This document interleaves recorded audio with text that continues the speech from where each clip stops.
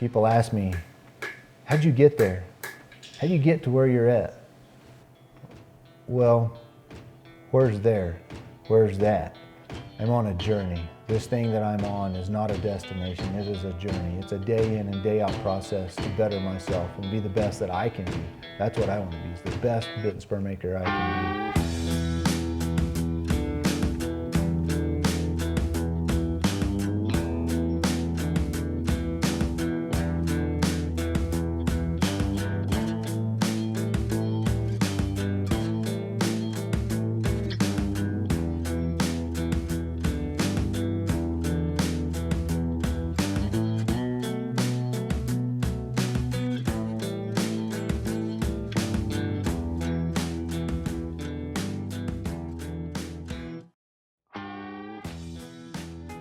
The way I got into bits and spurs was accidental for the most part. I was living in East Texas with the Darnell family, going to college and was roping, and got to a point where I needed to make a little money to pay for entry fees. So Greg was at a point to where he needed some help in the shop, and I went to work for Greg. Worked in the shop for a total of 3 years.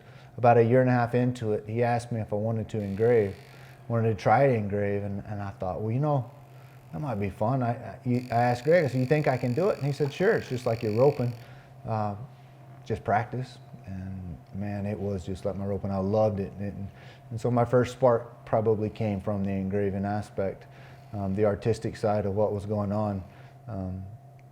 From that, it has bled off into every aspect of the bits and spurs is uber important and so much fun, and I don't want to just be an engraver, but as I got started, that was the original deal. As I said, I worked for Greg for 3 years, went on. At that point, it was time to go home. Didn't really realize or think I could be a professional bit and spur maker, but I had some orders and planned on filling those. And I was buying equipment as I was preparing to leave Greg and getting him set up with somebody to fill my spot and all that. And then I went home, and about 6 months after being home, realized, holy cow, I was a full-time bit and spur maker. That's all I was doing was building bits and spurs. And the process to truly waking up and realizing I was doing it as a profession probably was a 2 or 3 year process. But I was living with my mom and dad and married, and we bought a house in Midland and moved to Midland, and woke up one day and I was a bit and spur maker. That's kind of how it all got started, purely accidental, but I wouldn't trade it for the world. I love what I'm doing, and I left Greg when I was 25 years old, and I tell everybody I retired at 25, and I worked, you know, long hours to keep that retirement going, but I love it. It's fun.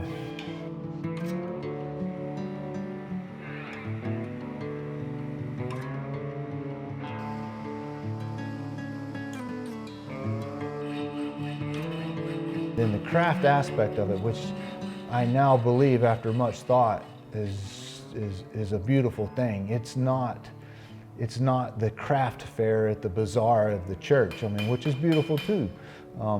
But craft is not a watered down negative connotation of art. It fits right along with art. It is a part of art. It is bringing the concept to reality. So for me, it satisfies, it gives me the ultimate satisfaction, because as I create it on paper and as I feel it in my heart, then I can come to the shop and I can bring that to reality. I can bring the craft to reality, and it's a tangible thing. Often, as I'm a bit and spur maker, I'm a part of the West, is that what I create is telling the Western story. But because of craft and being able to create the piece, then I not only tell the story, but I am the story. My bits and spurs are what founded the West. They were on the horses, in the horse's mouth, and on the cowboy's boot. The saddles were on the back. It is the items that created the West. It founded the West. It discovered it, and craft was what allowed that to happen. Allowed those pieces to become real.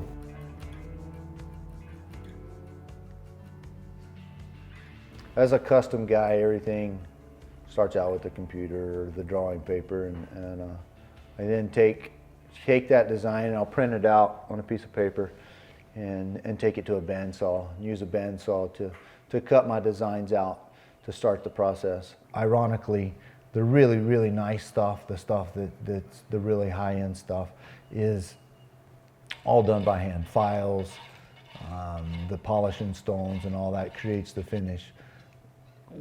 Will I or can I use a belt sander on some of that stuff? Absolutely. If it fits and I can control it, I certainly will use a belt sander to do all that. I'll use machinery, I'll use mills and lathes and stuff to work on the pieces. For the most part, the machinery is used to create jigs and different things that help me make the bits and spurs. I certainly will use them, and as I'm learning through my journey of being a craftsman here, I'm learning how to use the mill and the lathe more to execute the design that I'm working on with my bits and spurs. I weld everything with a TIG welder for the most part. TIG welders are really good. You get good penetration with a minimal amount of cleanup. It's efficient, so it happens quickly and very good. I can weld in little bitty tight areas with my welders.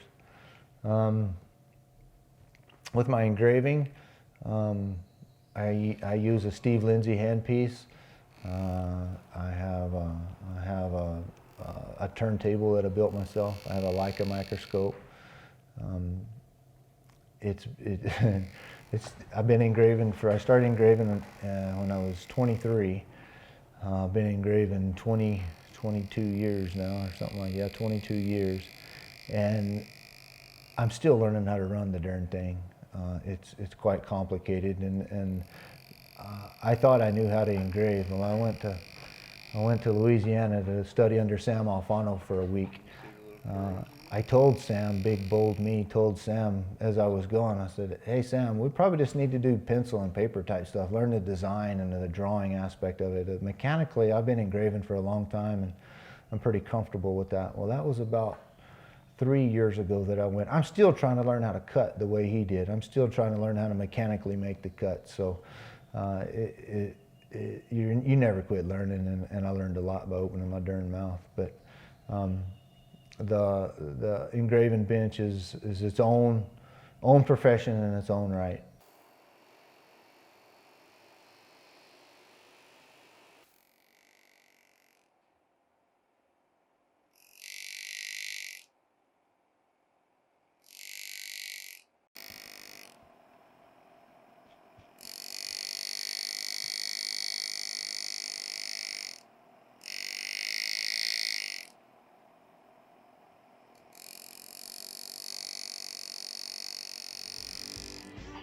Be here all week.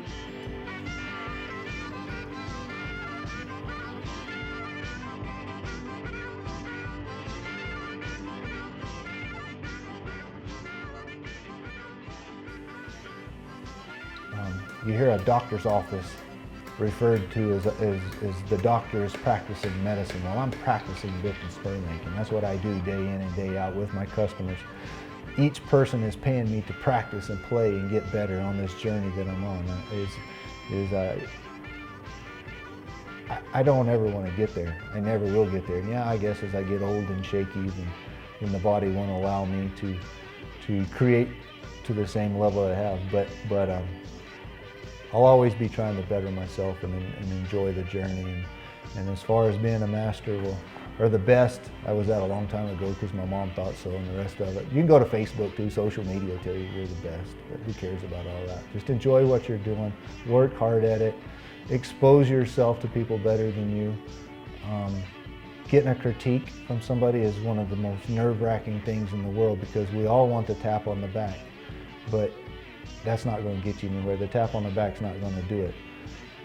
The person, and my dad was great at this, and people that know me and my story know about my dad. My dad would say, "That's nice, son, but," and sometimes 3 hours later we'd get done with the but. And in the beginning that was rather difficult, but it's one of the greatest blessings I've ever had, is to be able to figure out how to make it better and to be able to repeat it. A blind hog can find an acorn every now and then, but how are you going to repeat success day in and day out? Well, you have to figure out what made it or what didn't make it, and made it good or made it bad. And that journey rolls on day in and day out.